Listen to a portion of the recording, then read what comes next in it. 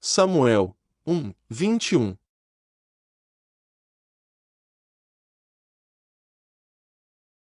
E falou Saul a Jonatas, seu filho, e a todos os seus servos, para que matassem a Davi. Porém Jonatas, filho de Saul, estava muito afeiçoado a Davi. E Jonatas o anunciou a Davi, dizendo: Meu pai, Saul, procura matar-te, pelo que agora aguarda-te pela manhã, e fica-te em oculto, e esconde-te. E sairei eu, e estarei à mão de meu pai no campo em que estiverdes, e eu falarei de ti a meu pai, e verei o que há, e to anunciarei.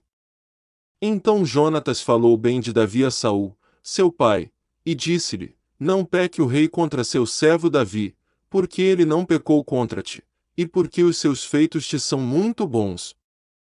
Porque expôs a sua vida, e feriu aos filisteus, e fez o Senhor um grande livramento a todo Israel, tu mesmo o viste, e te alegraste, porque, pois, pecarias contra o sangue inocente, matando a Davi, sem causa. E Saul deu ouvidos à voz de Jonatas, e jurou Saul: Vive o Senhor, que não morrerá. E Jonatas chamou a Davi, e contou-lhe todas estas palavras. E Jonatas levou Davi a Saul, e esteve perante ele como antes. E tornou a haver guerra, e saiu Davi, e pelejou contra os filisteus, e feriu-os com grande matança, e fugiram diante dele. Porém o espírito mau da parte do Senhor se tornou sobre Saul, estando ele assentado em sua casa, e tendo na mão a sua lança, e tocava Davi com a mão, a harpa. E procurou Saul encravar a Davi na parede, porém ele se desviou de diante de Saul, o qual feriu com a lança a parede, então fugiu Davi, e escapou naquela mesma noite.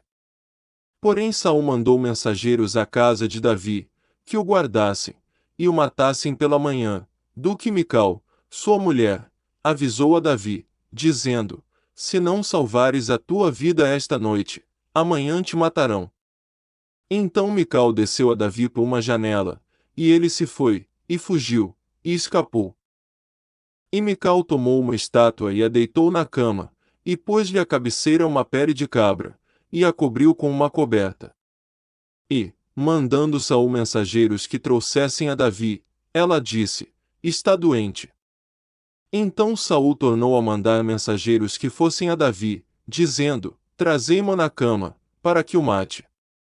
Vindo, pois, os mensageiros, eis que a estátua estava na cama, e a pele de cabra à sua cabeceira. Então disse Saul a Mical: Por que assim me enganaste, e deixaste ir escapar o meu inimigo? E disse Mical a Saul: Porque ele me disse: Deixa-me ir, porque hei de eu matar-te. Assim Davi fugiu e escapou, e foi a Samuel, em Ramá, e lhe participou tudo quanto Saul lhe fizera, e foram, ele e Samuel, e ficaram em Naiote.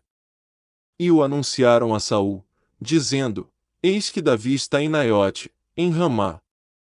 Então enviou Saul mensageiros para trazerem a Davi, os quais viram uma congregação de profetas profetizando, onde estava Samuel que presidia sobre eles, e o Espírito de Deus veio sobre os mensageiros de Saul, e também eles profetizaram.